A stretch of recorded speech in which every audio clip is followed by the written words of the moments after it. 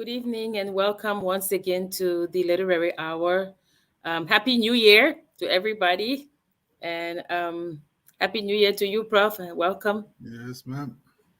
We're back again, We're back again. Another year. another year. Yeah. So I think people were asking, at least Frank was, about um, the poster. We didn't do a poster, and the reason is that we're trying now to reassess, to try to reevaluate. We have our own resolutions, right, Prof? We have our own resolutions for the show, so we are going to reevaluate, and we're going to start with actually, I guess, start with really the basics about writing and why we write. Because before you can start reading a book, a writer would have to write the book. So we're going to discuss why authors write, the motivation behind that, some of the books that we've read and we think that you should read, and then we'll go from there. And next week we'll start in earnest on it again. So, Prof, Yep. what say you? You're a writer. I You are a mean, very prolific writer. So let's start with you. Why do you write? well, before we can get to that, I know one or two people have been following what's been happening, especially today. We lost a very important actor, Sidney Poitier.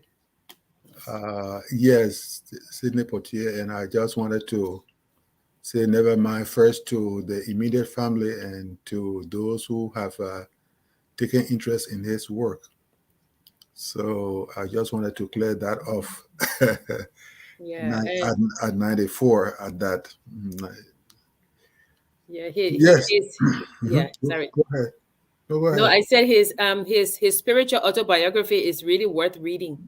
Yes. Yeah, yeah, Yeah. So the look, especially in the literary world, and actually we add the non-literary world as well.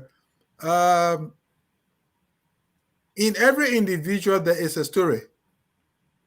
In every individual there is a story, and those who, through some training, have come to giving voice to that story uh, are those who we know are into the writing business. And so for me, I grew up in a community of storytellers. I grew up in the community of storytellers. And so um I took up to telling stories at an early age. And when I think I got sufficient um skill to begin the writing process, then I began.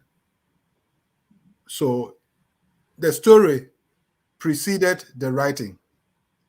And I'm sure you will find in a number of instances where people will tell you that always there had been a story for them to tell. And once they grew the intense capacity, then they began to write. So that is basic to my own writing journey. yeah. So I think that we will for the discussion, like you and I decided we could kind of like use Orwell's four motives of writing as kind of Mhm, the guideline as we mhm, as we're going, and you've yeah, kind of encapsulated it by mhm, saying that you're right. Sometimes the story does precede the writing. mhm, Yeah. Well, 99.9% of the yeah, time, I think. mhm, Yeah. So we all know George Orwell, mhm, right? Animal Farm. mhm, That's what most people know. mhm, 1984 is yeah, also his book that I really like because mhm. it seems to be coming Prediction. true. Mhm. Yeah, with all of these, the all-knowing eye. So Yes. yeah, so when George Orwell was asked, why what was the reason that he wrote, and he said the first one, not for him, but there are four motives for writing. And the first one we'll discuss is sheer egoism, right? The desire to seem clever, to be talked about, to be remembered after death, to get your own back on grown-ups who snub you in childhood, right? He say, after the age about 30, people abandon individual ambitions and live chiefly for others or are simply smothered under drudgery. But he say, but there is also the minority of gifted people who are determined to live their own lives to the end. And writers belong in that class. Serious writers, right, are on the whole more vain and self-centered than anybody else. So egotistical people write, Prof. Yeah, well, I don't know, to some extent, yes, but the thing about life is that we crave for the continuum of life. We crave for that. That is why we do what we do. In terms of, when I say we do what we do, it's not even writing. Human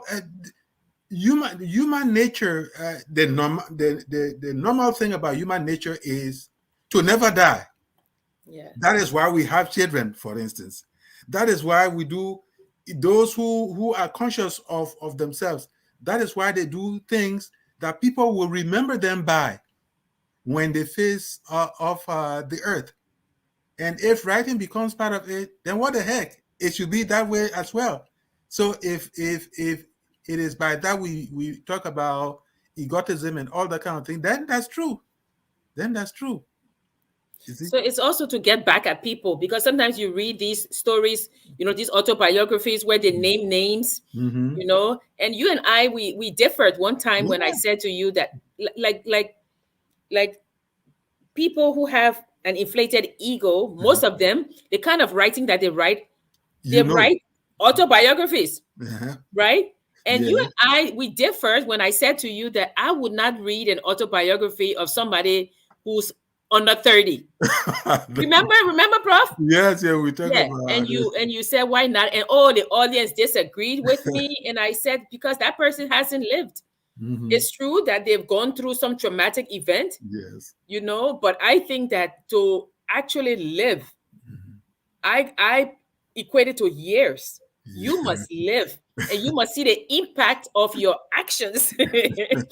So that's what I said. But that's the first one, right? And then the second one is historical impulse. He says, desire to see things as they are, right? Desire to see things as they are. So if we are sorry. Sorry.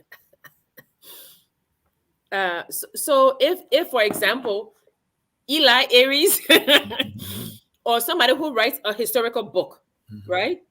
Even I would say The Wretched of the Earth. I would say that's a historical impulse, right? Yes. So I think that books like that, setting the record straight, right?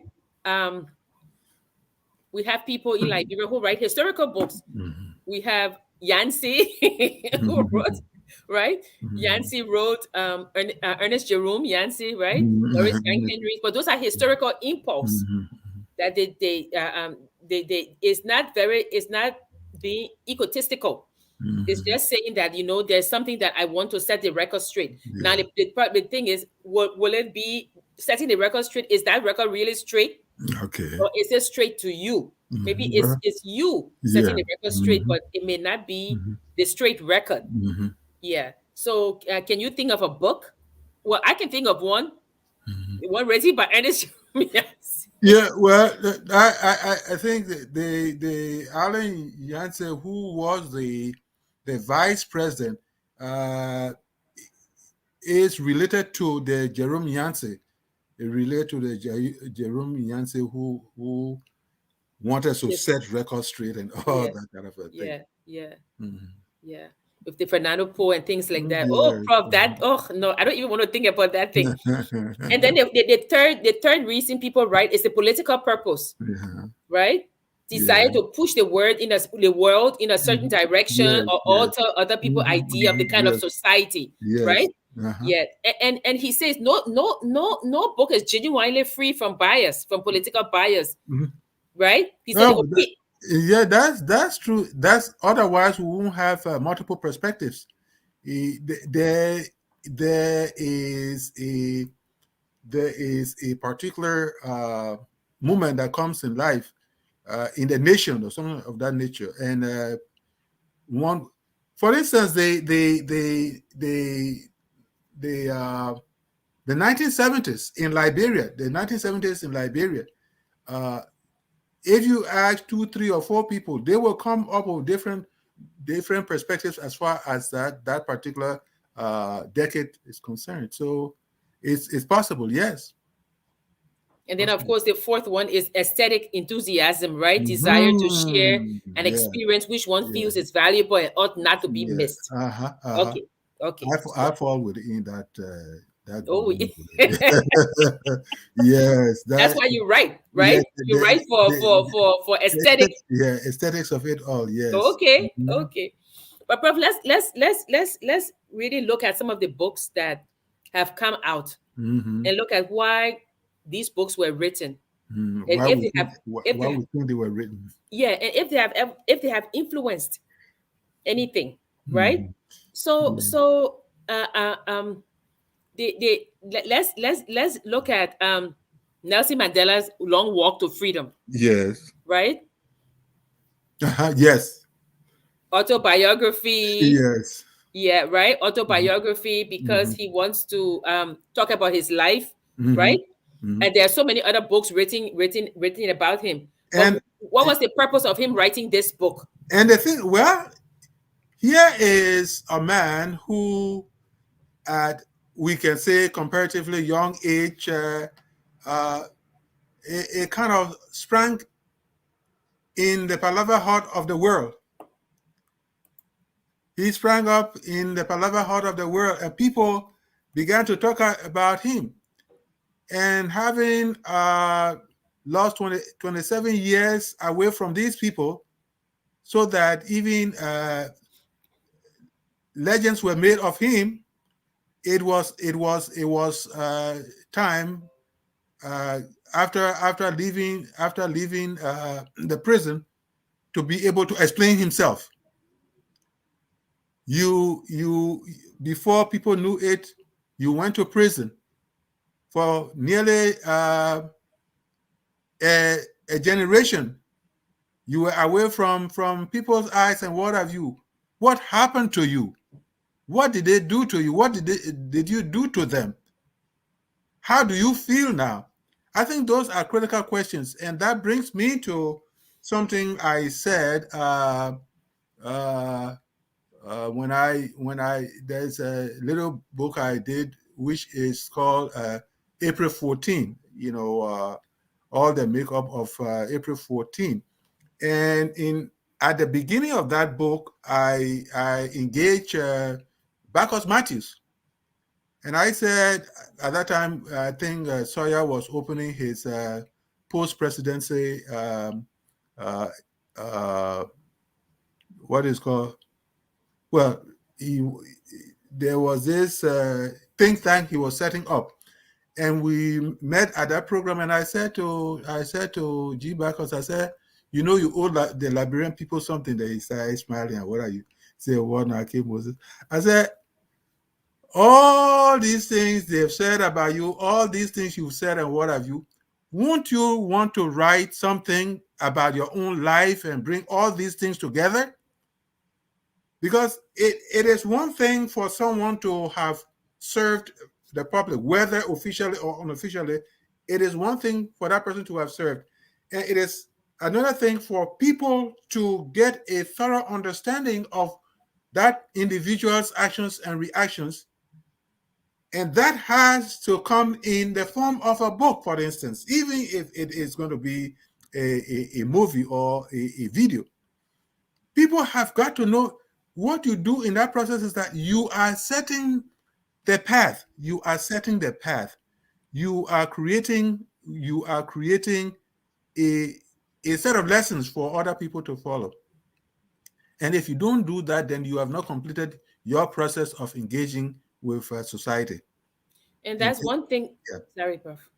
And then he said, "Well, K. Moses, I know what you are talking about. But sometimes somebody's story is so intertwined with other people's stories that you don't want to take liberty and bring those people's names in." I didn't accept that, but for that moment we were engaged, I just smiled and then I had to move on anyway. Mm-hmm. And that's why it seems as if there's a whole decade of Liberian history Yeah. that is missing. The Yes. 1970s that you can't, and I interviewed Dr. Tipote Yeah. on Yeah. this literary hour, Mhm. but the book is mostly a book of poetry. Yes. It's not an exhaustive Yeah. scrutiny of Yes. the 70s, Yes. and it is very sad, and that's why it would seem that we should make it our business that those who are integral in different periods of Yeah. of, of Liberian history Mhm. should be interviewed, Yes. and those things kept for future generations, as Yes. also as a manual, Mm-hmm. because there's nothing new under the sun. Mm-hmm. So when you're going through these things, so that you can look at it and say, oh, let me go back Yeah. and see what did these people do, Mm-hmm. you Mm-hmm. know how did they weather this Yes. storm. No. Yes. Yeah. And I always have a bias for autobiographies, because I think biographies are just archival research. Mm-hmm. People, they're like, oh, Dr. K. Moses Nagbe lived, he Mm-hmm. did this great thing, I'll Yeah. go and get his papers, and Yes. I would surmise what he was Mhm. thinking. I Yes. would I would I would assume what Yes. his Yes. actions Yes. were. Uh-huh. Whereas if you were writing about Mhm. yourself, Yeah. you know to say, you know what, this is what I meant. Yes. I always, in class, I'm always like, why is it that this writer is telling me, oh, when he wrote this letter, Mm-hmm. he was thinking this way? How do you know? And Yeah. it's true that archivists and historians, Mm-hmm. they try to, like you say, give a very close representation. Yeah. But close is not close enough. Yeah. Close is I not close always enough. think that there's something missing Yeah. when we're doing that. So for Long Walk to Freedom, I think that uh, uh, um, uh, I read Good Morning, Mr. Mandela, written by his Uh-huh. secretary. Uh-huh. Very, very good book. Uh-huh. But Long Walk to Freedom makes me understand the Stand. person. Yes. Like for example, one of the stories, and you're right, the stories are the ones that pull people in. Yeah. And one of the stories that every time I think of it, I think of patience, and sometimes not letting people know what you think, Yes. right? Because he said that when he was in prison and his wife would write him, Uh-huh. right? He would want to read the letters, right? Uh-huh. But the wardens, they kept the letters from him, and they would joke and say, oh, we have your letters. But it would take a month Hmm. and they wouldn't give it to him, sometimes 2 months. What And he really? said he never let them show, Yeah. let them see Yeah. that it bothered him. Yes. Yes. Yes. Yes. That's an important disguise. That is an important disguise to Self-control. to allow people to hold your happiness or your anger in their hands Yes. is something that you are divesting of yourself, that you ought not to divest of yourself. Yes. Yes. Yes. Because they wanted to take his agency and his power. Yeah, that's And that's that's yeah. that's And a he great said he word. waited. Uh-huh. And then I think it was 2 months later, but it was quite a number of letters. Yes. And then they call him Mr. Mandela. And he walked over, and they did this big show of handing him the letters, right? Yeah. And they started to laugh because they assumed that he would run into the cell and Uh-huh. start reading the letters. Yes. And he said that is what he wanted to do. He said he took the letters, he walked into his cell, and he put the letters down. Uh-huh. And then he walked out. To And their for a week, to their shame and embarrassment. for a week, he would look at the letters, and And he said when he was good and ready, Uh-huh. I think it was like almost 2 weeks later, Uh-huh. then he started to read the letters. And he said, you know what? They never kept letters from him again. Uh-huh. Never. Because he He showed them won. He that, won them over. yeah, this thing that you think you're hurting me with, you're not, Yes. And even if, like he said, it hurt him, he Mm-hmm. wasn't going to show them Show that. that it Yes. hurt him. That that So that was mastering the master. mastering. Mastering the master. That's what it was. Yes. Yes, yes, but sometimes autobiographies, they make you really learn things. When I heard that Sidney Poitier died, it hurt me because he was a good man. Yes. But I read his book, Yes. and then he has another book. This one is Letters to My Great-Granddaughter, Yeah. Yeah. right? Yes. In fact, that was his latest. Yeah, he wrote Yes. one, the spiritual autobiography. Mm-hmm. And one of the things that I like was that when his mother wanted him to learn how to swim, Mm-hmm. right?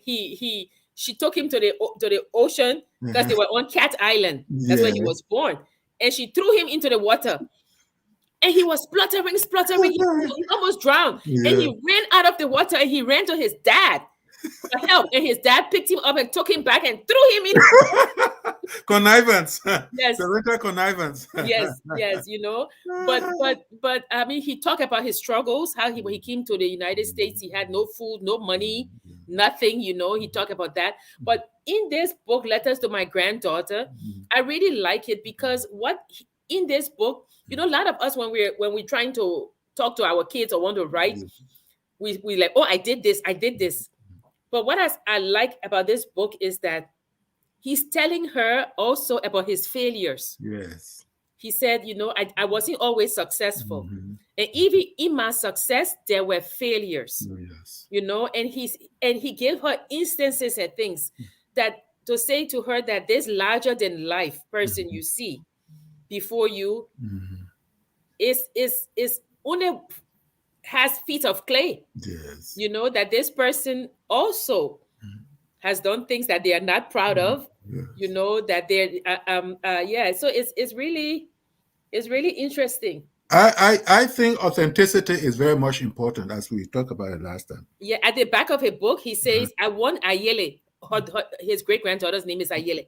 He said, I want Ayele to know me in my own words, from stories not passed down but told from my lips, Mm-hmm. right? He says, from my mind and imagination, from my philosophies and experiences, my life Mm-hmm. as told to her, intended expressly for her and those of her generation. Yeah. Yeah, yeah. So I think that's a good COVID project, that we Mhm. can write letters to Yeah. our kids, Mhm. even if we don't mail it to them. I mean, I tell people that if my house, if it were, yeah, my house were on fire, I'll take I'll take my two cats. They know Mhm. that. But I will also take my mother letters. My mother's letters are the ones that I treasure most, and she loved writing to me. And Yeah. those were in the days when people would write, Yes. so those are the things that I treasure the most, because people now, they just write um emails, Yeah. Emails. but I know my mother's handwriting. I know, how she dots her I. I know, Yeah. because writing itself has an identity all its Yeah. own. Yeah. Yeah. Yeah. So That's I very true. yeah. So the autobiographies, they are very important. So the next book we're looking at is another autobiography, Wangari Maathai, Uh, Unbowed. well, Yeah. that's the Kenyan. Yes, the Green Belt Yeah, movement. yeah, the Green Belt movement. Yes, that's Yeah. right. That Yeah. woman was a strong woman as well. Yes, she was a strong woman, and people vilified her. And Hmm. before even climate change, Hmm. she was the one agitating, Yeah.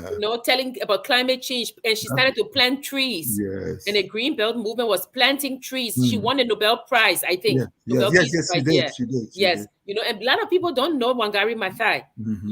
but she's somebody that people should know. She seemed a humble person and what have you, and, Yes, and she didn't bring a lot of accolades to herself and other kind no, of a thing. But people eventually took after what she was doing, and yes. began to kind of give her the due respect.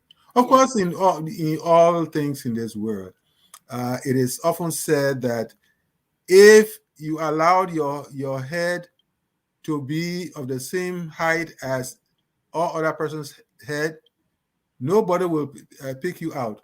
But no sooner had your head began to rise a little, then of course the arrows and those things begin to target you and what have you. And that's that was in her case, those who vilify her and all that kind of a thing, and all those things. Some of that came out of envy and all that. So one should be able to understand, however painful that is, this shooting arrows at you and what have you, however painful that is, the reality is that it will come just when it will come.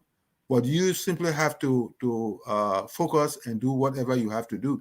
Once what you are doing is not the source of damnation to other people and all that, you should keep at it. That's what I tell people. Do whatever you can, make sure that it is decent and all that, and move on with your life. Move on with your life. And if that story can be told, then that's a wonderful story, because eventually people are going to buy into it and see what they can do as well as other people can do to a kind of sustain whatever dream you may have had, and you began a kind of uh, you know getting other people to know. Yeah, and the another book that's really good is Chinua Achebe's. It's not a real autobiography. Mm-hmm, The Education of a British Protected Child. Yeah, it's a slim book, uh-huh. but it's very, very interesting. He Uh-huh. talked about how when he left Nigeria, Yes. he went to visit some friends in Kenya. Uh-huh. And there he was. He had money, so he decided to buy them beer. you know and he was in a bar or a restaurant, and he told the waiter, a beer for everybody on my table. And Yeah.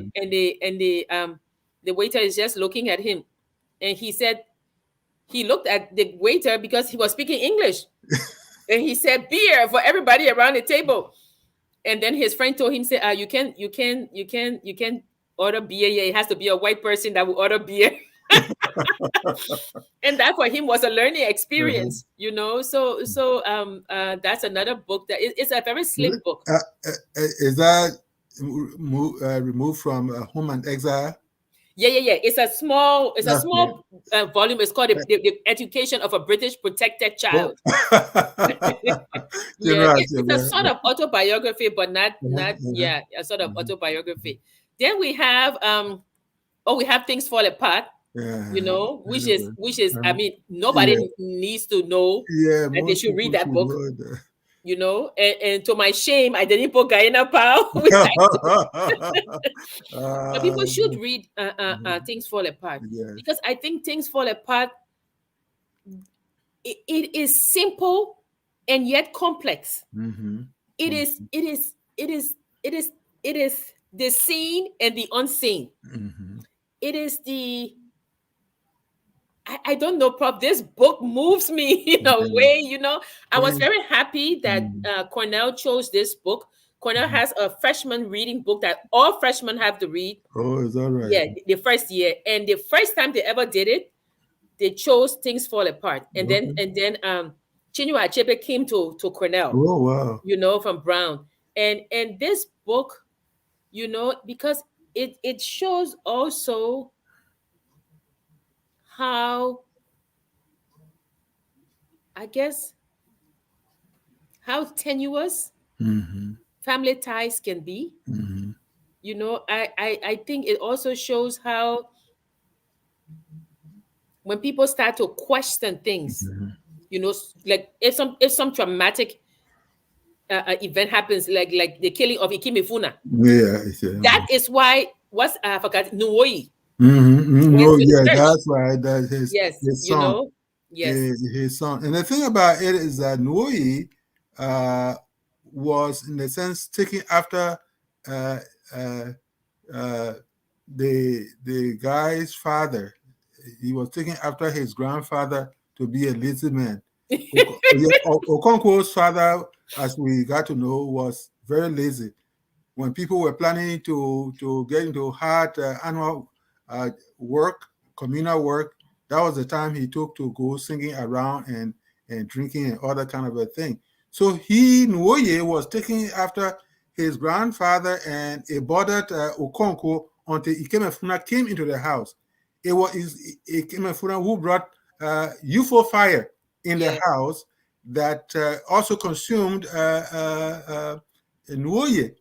So later on, to learn that, I mean, from childhood instinct to know that they actually killed Ikemefuna, that's where his rebellion began. I was going to say spoiler alert. Now, for those of you who are watching and you have not read Things Fall Apart, please read Things Fall Apart. Yeah. You know, Well, because if actually, not to cut you off, Jackie, if by now, except people who were born in the 2000s, if by the end of the 1900s, by 1999, if you've not heard about Things Fall Apart, nor read it, then it's one of those things you should really go and catch up on.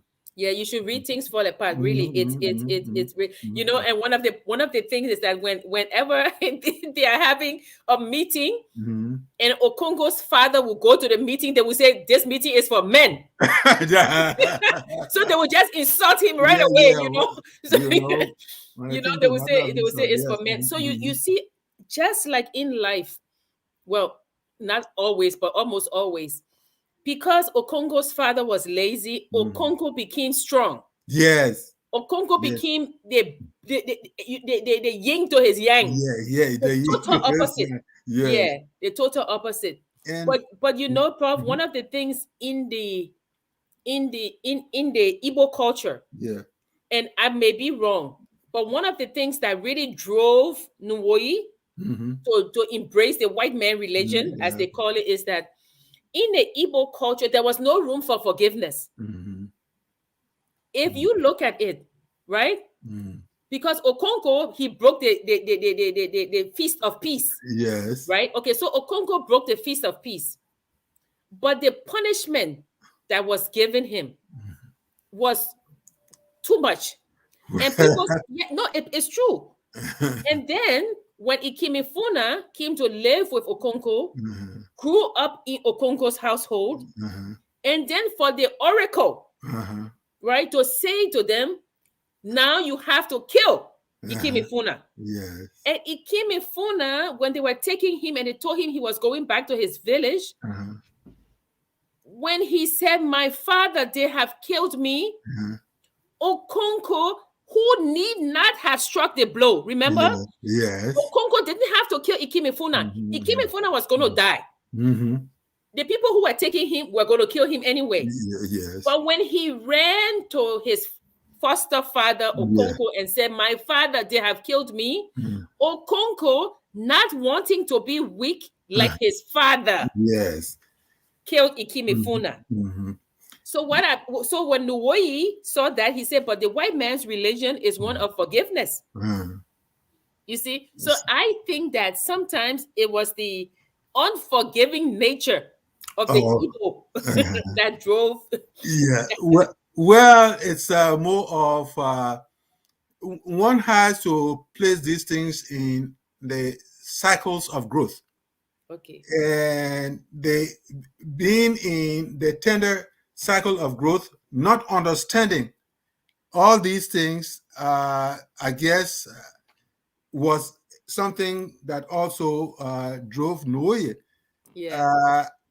But the larger issue is that of what we must always understand to make of life. That certain things become like an albatross around our necks. In the case of Okonkwo, not wanting to be seen as weak, took him to a level. In fact, you will understand that at some point, when he got out of the stupor of that evil of killing that boy, Obiorika, his very strong, Your friend. what we will call his brother, Yeah. he scolded him. He said, well, in here, if something happens and they say one of my kids will die, I would prefer to give that kid than to be one participating, Yes. Yes. in that fellow. In fact, the old man, Ogbuefi Izwedu, who came to bear the news The to news. say, Yeah. they say it is time for the little boy to be killed. Yeah. The oracles of the hill say the little boy had to be killed. But he's so used to you. He's been so used to you. Yeah. You don't have to. He said you don't have to participate Yes. in that ritual. And all these things come together. But again, at the center of it all, as we say, is that of the fear. The The fear. fear was Yes. the albatross. The idea that if he acted a little weak, it would be seen as if he were what? His father. And therefore, the respect and all the adulation they had been giving him will kind of frizzle out. And that's what he didn't want to happen.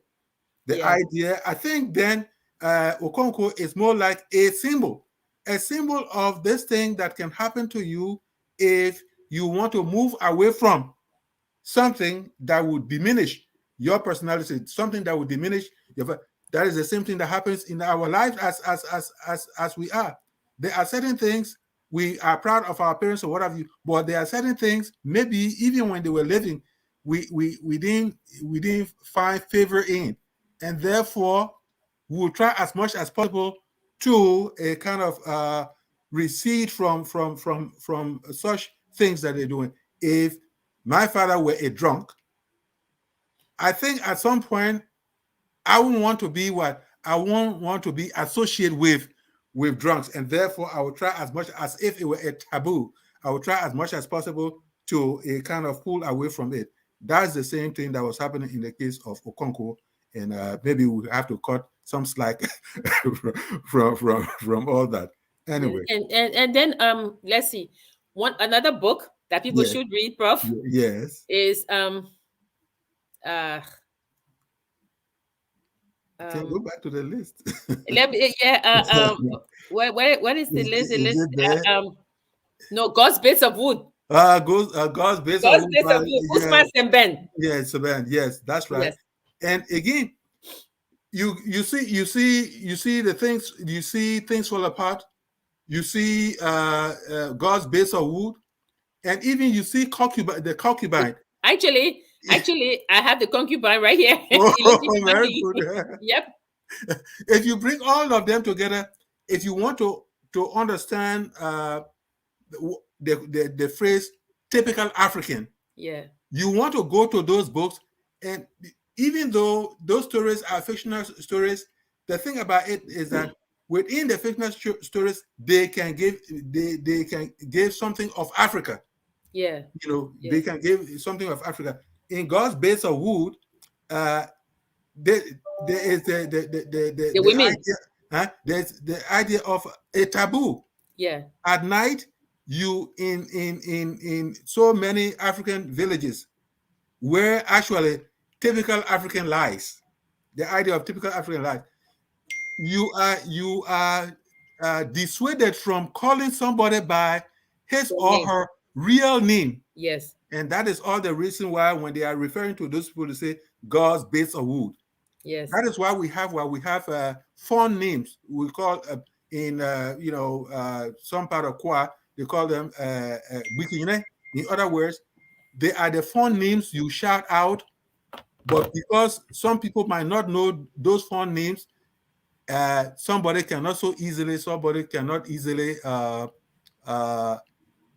fix your name, as people would say, fix your names and what have you. And even I think it's even in I think it's even in Things Fall Apart. When Mhm. they call you at night, you say, "Is that you?" Yes. You don't say Jackie. Yeah, Yeah. No, no, yeah, no, yeah, no, yeah. no. You say, "Is Yes. that you?" Uh-huh. You have Yeah. to really be sure of who's calling your Who's name. calling you? Yeah, yeah. They are very, they are Mhm. very intertwined. The Mhm. books are very intertwined Yes, with the yes, culture. Yeah. yes. One of the other books that Achibe wrote that you and I were talking about, Home and Exile, is actually a Yes, very good book. You know, yes. Mhm.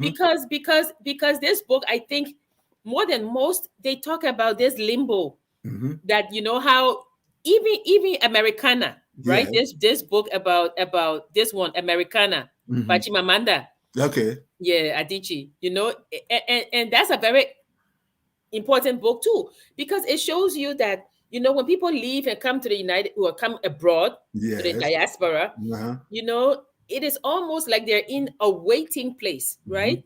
They wait to go home, so Yes. they live half of their lives here, not really settling in, and then we're like in Liberia in December. So, oh, I'm going home, Yes. right? So you're in this limbo state. So he's asking the question. So how long will you remain there? Mhm. Pick a place, you Yes. know. And of course, people who live outside of their native land see Yes. themselves as, okay, I will work and then I will Mhm. go home, Yes. right? But in the book, he's saying that, you know, it takes something from you. Mhm. This waiting, Yes. this ever waiting, because when you go home, you are also a stranger to the place that you once belonged. That's the dilemma. That's the dilemma. You know, you get there, and people are happy to see you, Yes. you know, but they themselves make you feel like you don't belong, You don't because belong. the first question they ask you, when you going back? Hmm. Now, if you were here in your homeland, why ask that question? You know, why ask that question? I'm home, you know. I'm But home people, already. yeah, but people say that. So he says that not only the act of living in another man's country makes you in exile, but also the act of returning to where you think you belong, and the people there making you feel like you really don't belong here. So when are you going back? You know, which is for him, that's the yeah. So that's the dilemma of belonging and Yet not exile, belonging. and not yet not belonging. Yeah, yeah. So Okonko again. People.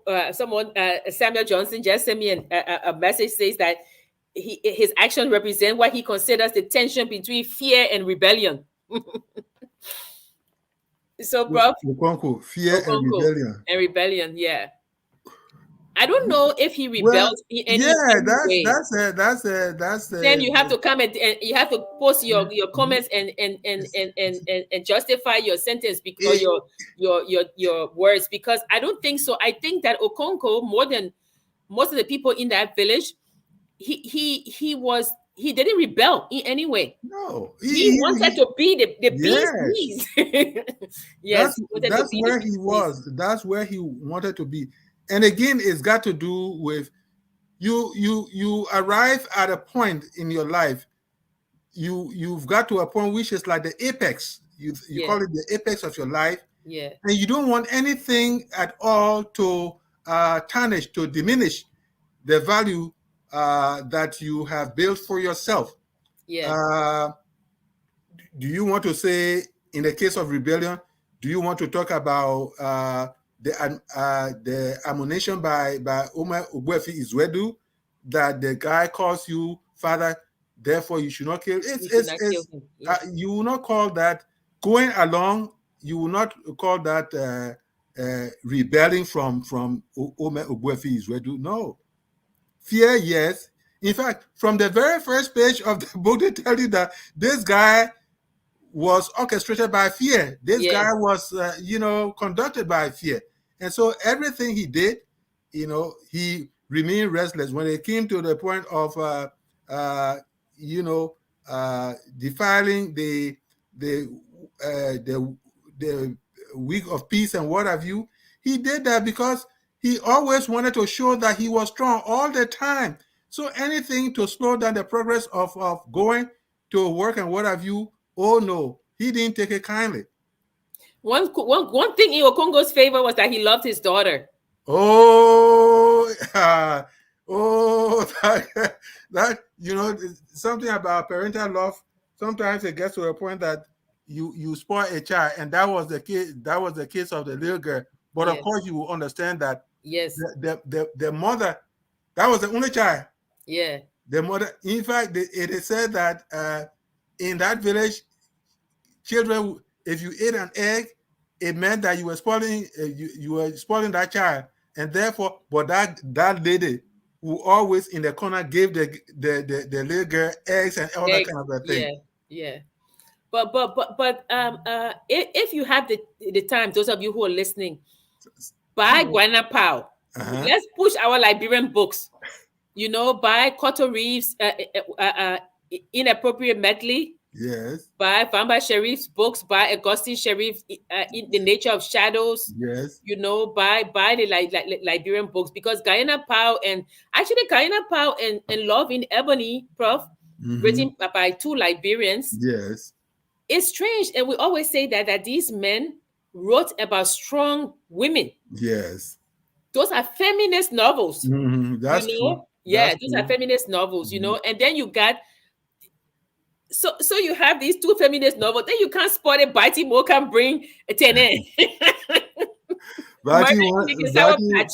Baltimore probably was not happy with how the city was corrupting young people and all that kind of a thing. Yeah, yeah. So maybe through that one. I understand Samuel want to call. Samuel. Oh, I don't know how to. I don't know where Anthony is. Uh, Oh, Sam. Okay, okay. let's.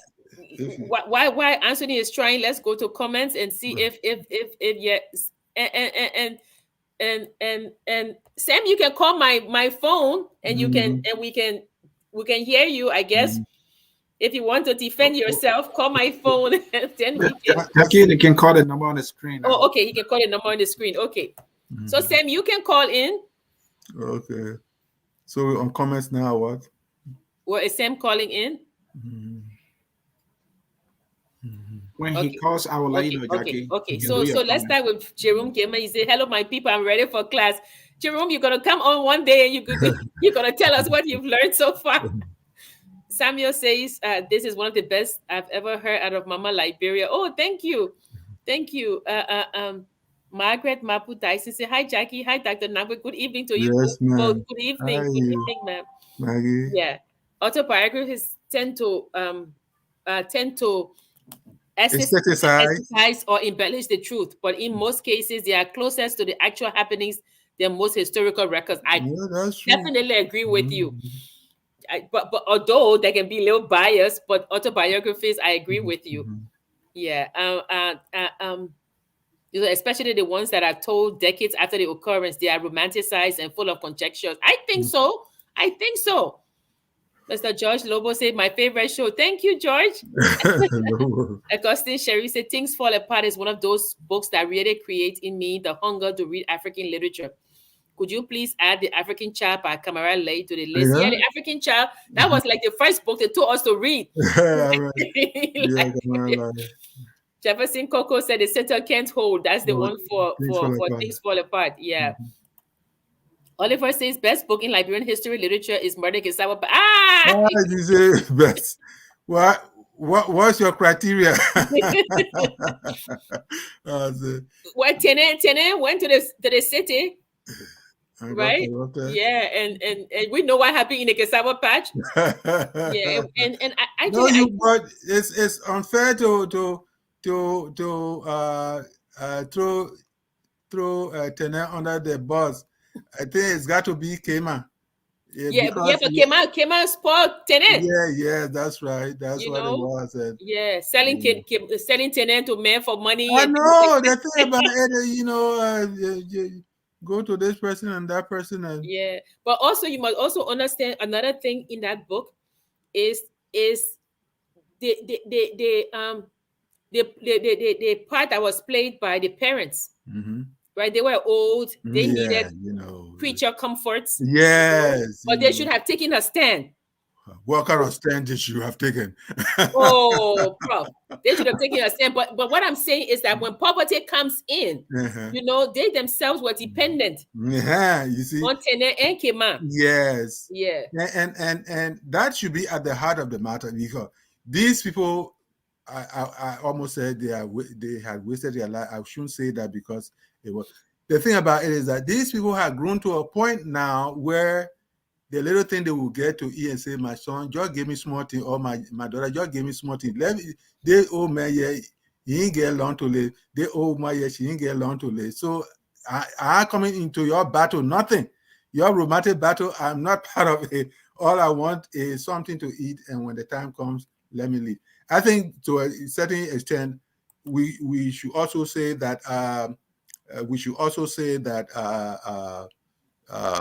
Kema took advantage of those people, because I can imagine her. She was the tough woman in the place there. She was a go-getter and all that kind of thing. And you can't stand in front of the go-getter and can't talk nonsense.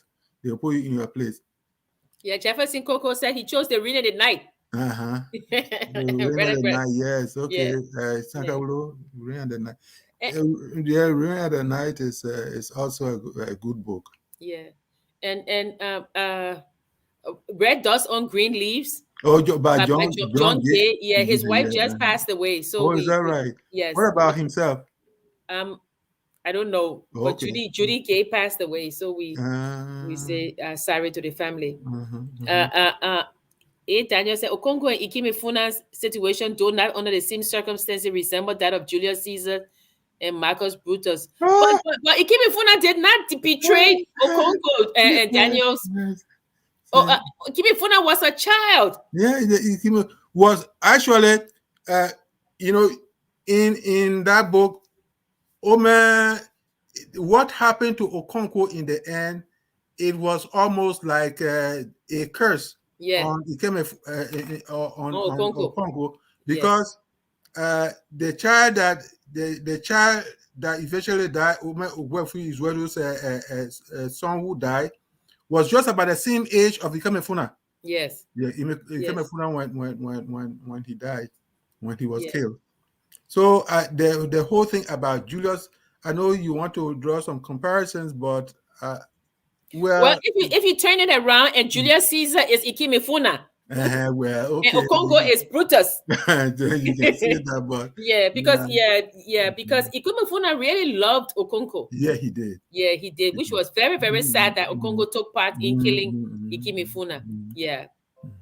Augustine Sherry said, I love your feeling about things fall apart. I feel the same. It really helps me see what the African culture lost when a white man's religion came in. You mean when Mr. Winterbottom? When Mr. Winterbottom came, and at the end, I mean, you see that even when Okonko, you know what he did to Mr. But even the people in the village, they didn't support Okonko. You see how people can change, Prof? Yes, but again, time had done its worst. Time had done its worst on the case of Okonko. 7 good years. 7 good years. He was out of Umofia. Yeah. 7 good years, and even 1 year can do a whole lot, let alone 7 years. Daniel said the body and the mind are in different places most of the time. Well, Samuel says, Okongo's strive for perfection was his rebellion against his father. Yet his decision to kill his foster son was due to his fear that he would be as weak, compromising this rebellion against his father. Oh, okay. Yeah, that's how we said. We said that, it's like if your father is a drunk and you stand by a beer bottle, you're afraid to even touch the bottle because people would say, so he was afraid that people would see that he was weak. Yeah. That he was weak. And there's Nwoi going to the church and the people are embracing him. The white man's religion, they are embracing him. So Okonko, things were falling apart for Okonko, there's no doubt about that. And the thing about life is so funny. Now Nwoye becomes Aze Okonkwo, and he has his son Michael Obi Okonkwo, who eventually rebels against him. Yes. So Nathan said, "Do you accept criticism?" Yeah. what do If you you, mean? yeah, I don't know what he means. Oliver said it's what most of our girls going through now. I think Oliver is talking about a murder in the Kesawa Patch. Because Tenen was a good girl, Oliver, living, but then when she started to follow her urban sister, yeah, Kema, yes, with the earrings and the earrings. all those things. Yeah.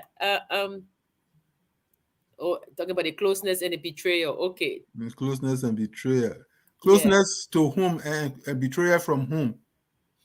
He said he's talking about the body and the mind in different places most of the time.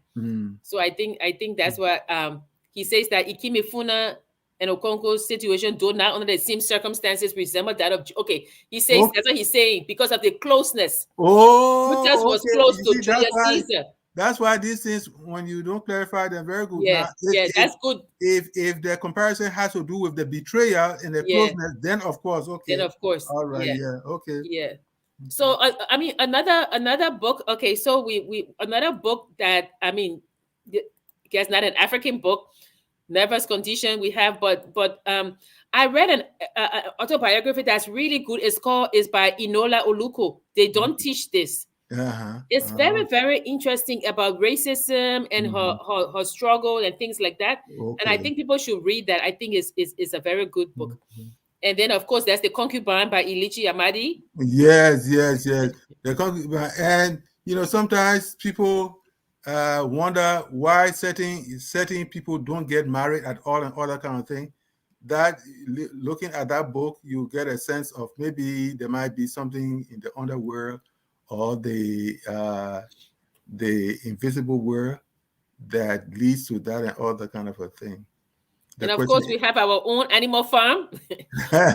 We're using George Orwell. So George Orwell, when he said that he writes to expose something, to tell the truth about something. Yeah. And his two masterpieces, I guess, 1984 and Animal Farm. And people read Animal Farm, but I don't think a lot of people read 1984, Prof. 1984, that gets to be a little tall order. Yes, that's right. Especially, you have to be a deep reader to capture the predictions and all those things that are found in 19. I almost said 1994, 1984. Yeah, but 1984 is a very good book. It talks about. It's about the deep state. Let me put it that way. That people are always watching. So you're living in this country where people are watching your every move. And then what they do, and that's and especially for these times. I guess we're coming to the end, but especially for these times, we always say, "Know your truth." Know your truth. Yes. Know your foundation, and then you become unshakable. Because in 1984. What they will say to you is that, oh, you think this is the truth? No, this is not the truth. So you begin to doubt yourself. You begin to, what they call it, double think. So you start to double think yourself. Say, oh, this may not be true. I think what they're saying is true. So then you put aside your truth, what you know is the truth, and start to follow them. And we're saying to you, especially in this time in our country, I'll put some politics there, because now I'm like, hey, I'm like George Orwell. George Orwell said, when you get to be a certain age, you don't care. You don't care. And I really don't care, because there's nothing I want but you have to know your truth. Don't let anybody tell you what to believe or to decide. You do your own investigation, and once you know that your truth is founded on principles and on facts, it then becomes unshakable. It's only now we see that people used to argue about ideology but not facts, but now people are arguing about facts. Yes, yeah, double thinking. That so 1984 is really a good book for you to read. That's, in fact, I take even that to religion. Yeah. Normally, I take that to religion. If you do not strive to know God for yourself, and you think that you can live by the interpretations and meanings of God from some other people who are interested in sometimes not so much of saving you, but seeing how they can manipulate you and take whatever it is from you, you will always be at a loser. Be the loser, so that when something happens and you are saying, but this is this person I've been seeing as God himself and what have you, see what he's done and all that kind of a thing. You must know the truth by yourself. You must know God for yourself. And that should be something that will bring you a kind of peace in your heart and in your mind.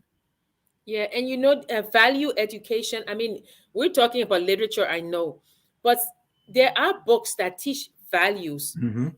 and value education is something that should be incorporated into Yeah. our curriculum. I Yeah. know that Robtel Paley has Baba in Mm-hmm. another book where they teach kids against corruption, Mm-hmm. and those things, but the thing is, you can tell somebody don't steal, Mm-hmm. and then you go and steal. Okay.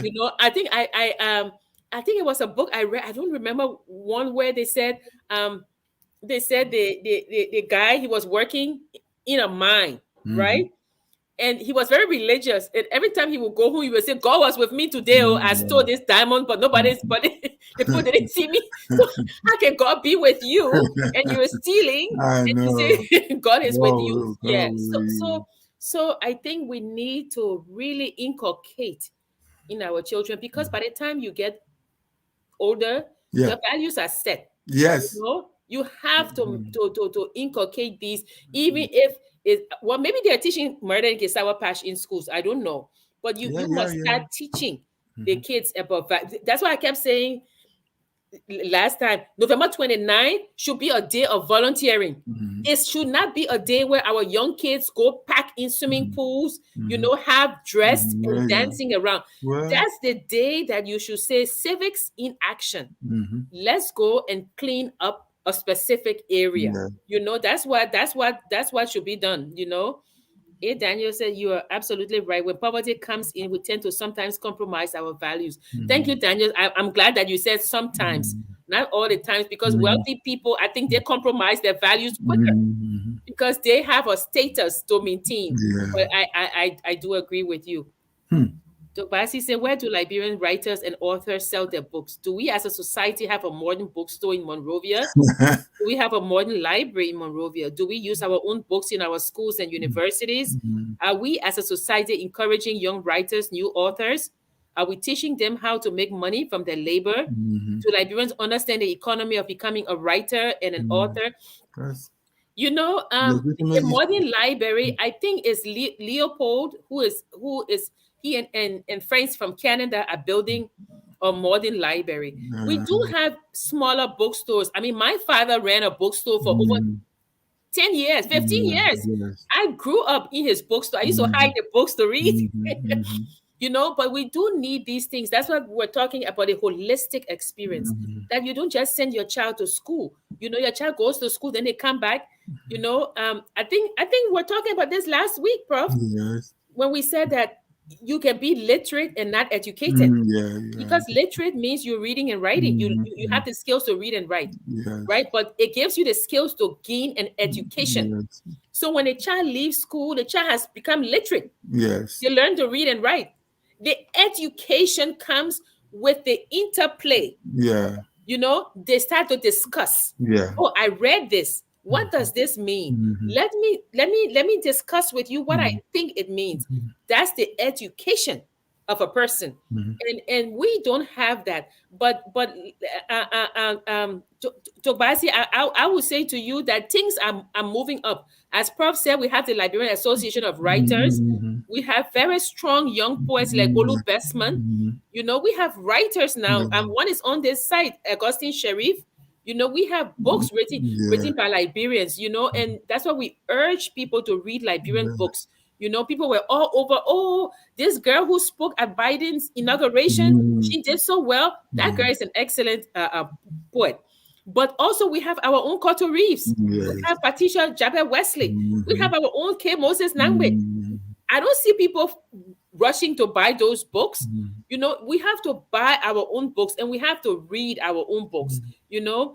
And one thing I would say to those people who are doing the bicentennial, get a group of writers together. Mm. Let them write and odyssey of the journey. Yeah. It's not just for government officials Mm. or people coming from America. Mm. You know, And Liberians have to own this yes. thing that you're trying to sell. So you have to include them Yeah. in this thing, and you have to have a place where we can bring ideas for this bicentennial to say, look, this is what we want to see in it. Yeah. And it would be a bloody lie to think that that bicentennial is only and only for those who came from America at the time. Liberia does not belong to them and only them. So that has to be made clear to them. And this is in light of what Augustine Conner tried to show light to by saying that it seems that they want to make this thing a settler thing. Yeah. And Yeah. if you don't start trouble where trouble should not be, this thing is a celebratory type of thing. If it is at the heart of it, if it is the integration of home base and those coming from America at the time, that is what it ought to be. If you are talking about this thing about reconciliation and all those things, you got to make sure, you've got to make every effort to make sure that there is a sense of inclusivity Yeah. in this program people are looking forward to. And we always talk about the four different groups, right? That Yes. made up Liberia. We Yes. have the indigenous, we have the settlers who came, the formerly Yes. enslaved people. We have the recaptured slaves. Yes. Talk about Well, they were not slaves, but they recaptured. And then we yeah. have the people who came from Barbados, Yes. right? The So we Caribbean have world, really, the because Caribbean world, yeah, yeah. So we yes. have these four groups, Mhm. and we need a unifying anchor to Yes. anchor us together. And Don't, this could be, don't do so that. let's think of ways to make Yes. this To a make sure that unified, everybody has a yeah, part to play. a unified one, What yeah. kind of thing is that? That every day people will talk about proprietary type of thing, turf war. There has to be something that clears off turf war, my people. Ah, yeah, Uh, what was so Jerome I think Gamer say? Mr. Alfred Gofa is talking to Mr. Jerome Gaiman. Yeah. A. Daniels, it has become my favorite show because of the teachings and the level of interactivity that is allowed. Oh, thank you. Thank you. Thank You you are so part of it too, Mr. Daniels. You are Yes. part of it. Is that the one that was on Newport Street? Oh, he's asking me. No. No, The one on Newport Street, us was Oliver, not. was owned by Christine Talbot Norman. Yes. And then when Christine Talbot Norman was closing her store, my father, she asked my father. My father said, "But I don't know anything about books." And she said, "Well, you can get this bookstore." I And know. it became the National Bookstore between Carey and Macklin Streets. And then it moved to Broad Street, Yes, National Bookstore. that's Yes. in fact the Broad Street place. I thank you for giving us the history of. But it was on Broad Street that he and I were always chatting and all that kind of thing. I always, whenever I got my LU paycheck, I made sure to get a book from his place there. So he and I really, got to know each other for a good while. Yeah, every time I find a book that's stamped National Bookstore, I remember that was our summer job, just stamping books, National Bookstore. But at least it gave me, so many books that I could read, right? Yeah. What it was so funny that God blessed him because he stole diamond. Yeah, that's funny. He said, "Oh, God bless me." But so many ways to live now. What wrong with you? Where can I find your books? I think, Prof, your books are a lot on Amazon. The thing about it is that when you get even the name of an author, just throw the person's name in the web, throw the person's name in the mix, and you are going to find the books. And if you don't find the person's name and you get the title, even a little of the title of the book, go for it and all that. You should be able to find that. So they are out there. I mean, If some. you can, if you can't find it, it's focus on Liberia at gmail.com. Okay, you are going to Yeah. get Yeah, a list of and that. okay, so Tobasi said the bicentennial wasn't inclusive. I think the Yeah, bicentennial continues, right, in yeah, February and things yeah, like that. yeah. Planning. Yeah, and why I really like the fact that they brought Mr. John Amos. I think that Who is they John had too much. Emerson? The man from the United States, he came as part of the bicentennial. I think, Oh, not bicentennial, the year of return. I think uh-huh. that was good, but I think they need to encourage more people Yeah, from yeah. not only the United States but from all over Africa as well. Hmm. Because don't forget, there are other Liberians. There Yeah. are people from Fernando Po. Yes. The ancestors are Uh-huh, there. yeah, I mean, uh-huh. the ancestors went there, and they're Yes. still there, and I think that you should include them as well. It can be a Which my one brother now? my brother used to give free books. Oliver, you're funny. American Liberia or native, there can be no bicentennial without one or the other. We totally agree. Yeah, yeah. That's what That's it what we're is. saying, that it should be a unified event. We totally Yes. agree It with should be you. like, in fact, Yeah. you should have books exhibition and all those things, cultural exhibitions and all those things. I'm not talking about somebody wearing what is it called? Piassava skirts and what have you and dancing. That's not what it is. It's got to be something more to culture than dress in Fangaji.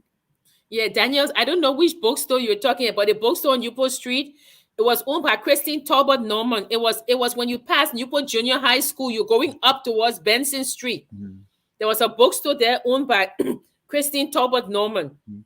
And that was the one that my father took over and then moved it to Carey and Macklin Street. Yes, But it maybe there's was. another No, bookstore. no, after it was, I know the Tambas very well. They used to be my books sellers and whatever. Okay, So there's another one. yes, yes. Okay. So after Christy thing moved out, that's when the Tambas got in. That's when the Tambas got in, and I knew their father very well. Okay. The old man was so much passionate about books business. It wasn't funny. I'm telling you, Prof. I Yeah. mean, it's like we used to find newspapers, and start reading, Uh-huh. and then even it doesn't end, it cut. But we would just We want read. to read, We will read, and which is and an and I'm not important thing. saying that it's only Liberia, I mean, everywhere now the internet has taken over. Nobody Mm. wants to read, but Yes. it's just the beauty of words coming Yeah. together. I think Mhm. is really something that Mhm. oh, okay. To what is it? What is it? President Weah, if you knew you were going to do something like this celebration today, why didn't you call it the return of the indigenous people, children from exile, or the diaspora? Mr. President, you knew the indigenous sons and daughters who fled the country since 1989, 1990, and beyond, to be precise, have gotten over their fears and started to create interest in returning home. Mr. President, I firmly believe the indigenous sons and daughters who fled the country in 18 in 18 1989. 1989, 1990, I guess, will return home. Yeah, so he's asking the president that the year of return, I guess, for him should Yeah. be a return of everybody. Yes. Yes, very inclusive. Actually, it goes all the way to 1970s, because there were indigenous sons and daughters who had risen in national government, and when Tubman died, it was like Liberia is no more, and such people left. Such people left Liberia. All those people must come back, or all those people must be given a wider embrace to have them come in, so that whatever it is, we will all help in getting Liberia up to some standard. Yeah, For we just I mean, like he said, it just should be a time of people going home, yes, celebrating. I mhm. was surprised to find out that there are over 300 Liberians in Zambia. Yeah, I was like, oh, good. I like wow, Zambia. I like Zambia. wow, But yeah, even if not to live, uh-huh. just to come home to see Mhm. how the country is doing. Yeah. So we will. Yes, Prof. Yeah. No, I mean, Okay. I'm just saying that Liberians have I read somewhere I was speaking. I said I won't be surprised if I went to the North Pole and I saw a Liberian family saying, "Hello, my man, how There you are doing?" Liberians in Alaska, I'm telling you, yeah. Yes, yes, But it's all over Liberian and Liberians. Most of them, if not many of them, they are adventurous, so they will want to go to a lot of places. What is it? you said the Daniels family took over in the 90s. I used to get books from there, and I was a friend of the Daniels son. That's how I used to get free books. Oh, okay. Confession or what is it? You have to pay for those things, I Oliver. know. Yeah. Well, we've come to another end of Yes. the first show of the year, Yes. right? We say Happy New Year to all Yeah. of you, Mm-hmm. and we're going to start really delving into books, into Yeah. authors. Mm-hmm. We will start asking you to read books Mm-hmm. and discuss with Yeah. us. Yeah. I think that's how we build an educated citizenry. Yes. uh, for now, we always say know your truth. Mm-hmm. Don't double think. Know your Yeah, truth. know your truth. And you will know your truth by reading. By questioning things. Yes. You know how Prof. when when I took my daughter to Liberia, we were at this orphanage in Dwazon, Mm-hmm. and I said, okay, we're gonna read, right? So I took the book, and I'm like, I don't know which book it was, but I was like, there lived a rabbit, and I tried to turn the page, and I just heard the kids, there lived a rabbit, What is and I was shocked. And then it? I said, in Mr. McGregor's garden, and they went, in Mr. McGregor's garden, and I Oh said, wow. no, Well. listen to the story. And Prof, I'm telling you, by the fifth page, you could hear a pin drop. Uh-huh. They listened to that Yeah. story. And Okay. at the end of the story, there was just silence. Uh-huh. It was like for the first time, Uh-huh. they had listened Yeah. instead of just repeating by rote. Yeah. They Uh-huh. had listened. Uh-huh. I would say, when somebody says something to you, don't just repeat it. Yeah. Listen, question it. If you have to argue. If you Yeah. have to say, oh, I don't understand this word, what does it mean? Go and define it. Yeah. Know your own truth, because Yeah. it's only then you will be able to withstand all these double things that's coming your way. Mm. Yeah. Well, yeah, maybe, of course, maybe it was one pattern of teaching them, probably giving them the fluency of reading too. And maybe you needed to add that part that they wanted to get the fluency of reading, and then maybe Yeah. after that they will get to the point of uh, uh, interpreting, finding the meaning that is sought to. Except that sometimes people teach one way, and that can get in the way of another path of understanding material that are But before Prof, them. they didn't have books in front of them. I was the only one with the book. Oh, okay, So they were okay, not going here. But okay. anyway, we've come to another conclusion of the literary hour. Yes. We'll be here next week. We will Mhm. send the poster out Yeah. by Tuesday, so you know what we're going to discuss. Mhm. And as we always say, this is a journey, and you're going on this journey with us. So Yes. don't be afraid, as the guy said. Yes, we take criticism. If we are discussing the book, Prof and I, we don't always agree. So Yeah. if we're discussing a book and you feel that the book should be discussed this other way, or you Yeah. you felt that You you find an yeah, angle. You are thinking about let an us angle. let us Bring, know. bring the You know, angle in. Yes. yeah, yeah. But we always say, let's be civil. Mm-hmm. We don't like people to cuss. God Mm-hmm. knows that sometimes people want to do that, but please, let's be civil. Mm-hmm. Let's try and really delve into books. Yeah. Whether it's the Reading in the Night, Red Dots on Mm-hmm. Green Leaves, Mm-hmm. Guyana Pow, Uh-huh. whatever book, Yes. let's delve into it and get to really know the African culture, the Liberian ways of doing things through Mm-hmm. books. Yeah, Prof. Yes. That's a very refreshing uh, exchange. And again, at the heart of it all is that of please sharpen those who need to sharpen their critical thinking. Let them sharpen their critical thinking. Those who do not have a certain batch of information and want to have that, please go and have it, so that when you come on board, you just make the conversation a lively one, because this is a conversation we normally hold. However high the pitch of each voice will go, at the heart of it all is that we are interested in making sure that we understand what we are doing. Know the truth, know your truth. And that's what they say, the truth will make you free, right? Yeah. So we are always happy, especially when all of you are chiming in, when all of you are participating in it. That is what makes the conversation a rich one. Yeah. So thank you all. As we always say, as we always say, know your truth, but mask up.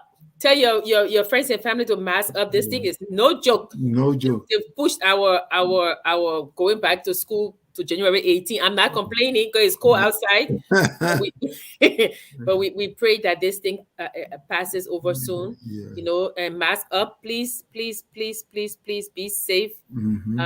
Take your vax. Yeah. Take the booster. I took mine today. So Prof, I got sick, so I hope all goes well with you. Yeah, I hope so too. Yeah. So like we always close by saying, uplift the country, lift Liberia up. We know that we are all different rooms under that one roof, Liberia. Lift our country up. You know, you can criticize it and you can still lift it up. So we lift Liberia up, and we will continue to lift Liberia up. You stay well. And remember, as they say, whether you like Chinua Achebe, whether you like Wole Soyinka, whether you like Nagbe or Ilichi Ahmadi, Baiti Mo, we are all Liberians, and we will continue to be Liberians. Thank you and God bless. Bye, Prof. Okay, Jackie. Bye-bye. We are Liberians.